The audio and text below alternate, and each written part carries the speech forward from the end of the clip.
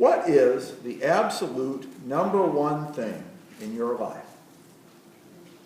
Now don't just say God because you're in church and you know that's what you're supposed to say. Actually think about it. Be honest with yourself. I'm not going to go around the room and ask you to say it out loud. But really think about it. What is the absolute number one thing in your life? Is it your spouse? Your kids? Your grandkids? Your friends? Your job? If you're a farmer, is it your land? Is it a material possession? Is it something you really like to do? What is it? What is that number one thing in your life? Now, when I said don't say God just because you're in church, I did not mean to criticize anyone or to imply that anyone does not have faith in God or that that faith is not sincere. I know each one of you cares about God and cares about this church. That's why you're here on a Sunday morning. So you could have found out all kinds of other things to do. But for most of us, including me, it's really not always all that clear-cut that God is the number one thing in our lives. God's important. God might be very important. But for most of us, again, including me, God is one of many things that are important to us. While we might think that God is number one, we might hope that God is number one, I think the only way we can know for sure is if we're put to the test. It's only if we have to choose between God and something else that's very important to us, that we can truly know whether God is the most important. And most of us will probably never be put to that test. And I don't know about you, but I'm kind of hoping that I won't be. I'm happy I probably won't be put to that test because I don't know whether I'd pass or not. But this is what Jesus is saying in our Bible reading for today. People keep coming up to Jesus. They keep saying, yeah, I want to follow you. In fact, I will follow you. I'll follow you no matter what. But first let me do this. First let me go and do that. First let me go do something else. And after that, yeah, I'll be right back here and I'll follow you, Jesus. Yes, sirree. No doubt about it. I'll follow you completely. After I take care of some other things first. And Jesus rejects that. He does not accept the people who say they will follow him, but. Now, he's nice about it. He's not getting mad at them or anything. Does not say they're going to hell, anything like that. But Jesus does not accept them either. Jesus knows an excuse when he hears one. Jesus knows what he's hearing from these people is excuses. Let's look at some of the things people say. First one says, I will follow you wherever you go. Sounds really good. Jesus says, oh, really? You're going to follow me wherever I go? You say that like I'm going to a specific place and we'll be gone for a specific time, and then we're coming back. And Jesus says, that's not how it works. I'm going to keep moving. I don't have any specific place to go. Only specific place I'm going is to the cross. And I know you're not going to follow me there. Next one says, Lord, please let me go and bury my father. Sounds like a reasonable request. But from what I've read, this was really kind of a figure of speech at that time. The man's father was not actually dead. What he was saying was, I need to stay with my family right now. Just wait until someday, after my father is gone. Then I'll be free to follow you. Jesus says that's not going to work. If you want to follow me, you need to follow me now. Not wait till some far off someday. Third one says, first let me go back and say goodbye to my family. Again, sounds like a reasonable request. But Jesus says, look, you cannot move forward with me if you're looking backward at somebody else. Even your family. You either follow me and you follow me now, or else you don't. There's no middle ground. Jesus says that it's not good enough to make him one priority out of many. Not even good enough to make him the top priority. Jesus says our entire life needs to be centered around following him. Every aspect of it. No excuses. No buts. No, let me do this first. Our entire life needs to be centered around following Jesus. That's a tough standard. Jesus is asking a lot. Is it too much? I don't know. Can you honestly say that your entire life is centered around following Jesus? Maybe you can. I don't know. I don't think I can. Some of the time, but not all the time. There are too many other things that I allow to get in the way.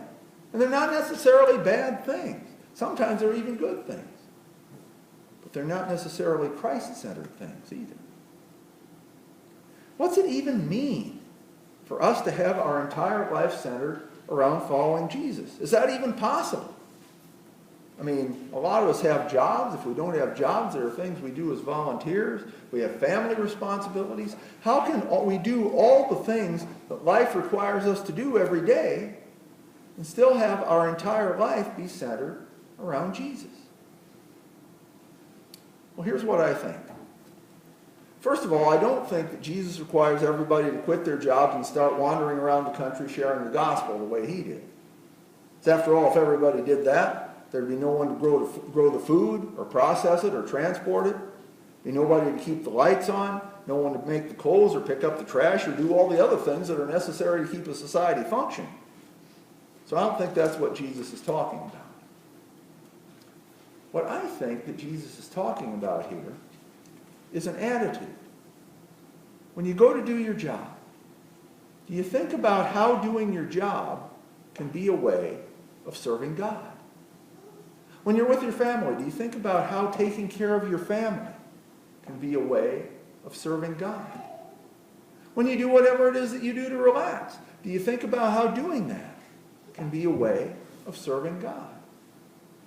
As you go about your daily life, doing all the things that we do every day, do you think about how doing those things can be a way of serving God? Because I think that's what Jesus is talking about here. Everything we do, every aspect of our lives, should have to do with serving God in some way.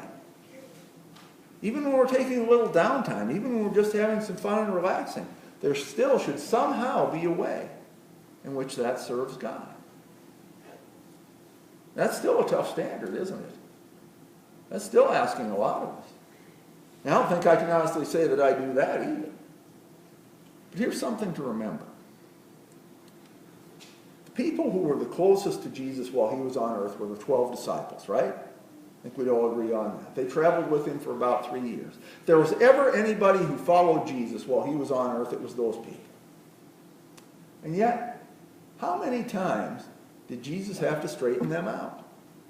How many times did they make mistakes? How many times did they misunderstand? We had one right in our reading for today. They go to a Samaritan village. The people there don't welcome them. And James and John, the two disciples who were probably the closest to Jesus, ask if Jesus will let them call down fire on heaven to destroy those people. And Jesus says, "What in the world are you people thinking about? Do you not learn anything from your time with me? Are you dumb as a box of rocks or what?" Well, the Bible does not give us that exact quote. But it just says Jesus rebuked the disciples. But if Jesus did not say something like that, I think he probably thought it. At the time, the disciples were not interested in following Jesus right then. They were interested in getting revenge on those Samaritans. Those people who they did not really like anyway, just because they were Samaritans, had rejected them. The disciples wanted to make them pay. And there are so many times where stuff like this happened, where the disciples just did not have a clue. There's the time in Matthew 16. Jesus is trying to tell the disciples he's going to be killed. And Peter says, "Hey, Jesus, don't talk like that." Jesus tells Peter he does not understand because Peter's mind is on human concerns rather than heavenly concerns. And I think that right there is the problem we have. Our minds are on human concerns. But the good news is that Jesus does not condemn Peter. Now, he gets a little upset with him at the moment. If you remember, he says to Peter, "Get behind me, Satan." Hard to think of a worse name Jesus could call you than to call you Satan. But still, Jesus does not send Peter away because he knows that Peter is doing the best he can. He's doing his best to follow Jesus. He's doing his best to keep Jesus at the center of his life. Peter failed then and fails other times because he's human. That's why our minds fall back on human concerns so much, because we're human. But Jesus forgives Peter. Jesus even forgives Peter when Peter denies knowing Jesus. It's when Peter had the ultimate human concern, right? He was concerned with saving his neck, even at the expense of denying knowing the Savior. But Jesus even forgave Peter for that. Jesus forgave Peter for all of those times when he failed to keep Jesus at the center of his life, because Jesus knew what was in Peter's heart. And Jesus will forgive us for all the times when we fail to keep Jesus at the center of our lives, because Jesus knows what's in our hearts. Jesus knows that we're not perfect and we cannot be perfect. But if our hearts are focused on keeping Jesus at the center of our lives, Jesus will forgive us when we fail. And that does not give us an excuse, because if our hearts are not focused on keeping Jesus at the center of our lives, Jesus will know that too. We still have to do our best. We don't have to beat ourselves up when we fail. We should not make excuses for ourselves either. When we don't keep Jesus at the center of our lives, we need to confess that to God and ask for forgiveness. And then we need to try again and again and again, always trying to keep Jesus at the center of our lives. Jesus gave us a tough standard, and Jesus knows that it's a tough standard. But Jesus does not accept a number 2 position in our lives. He tells us it's no good to say we'll follow him, but our lives need to be centered around Jesus. Not just sometimes, but all the time. Amen.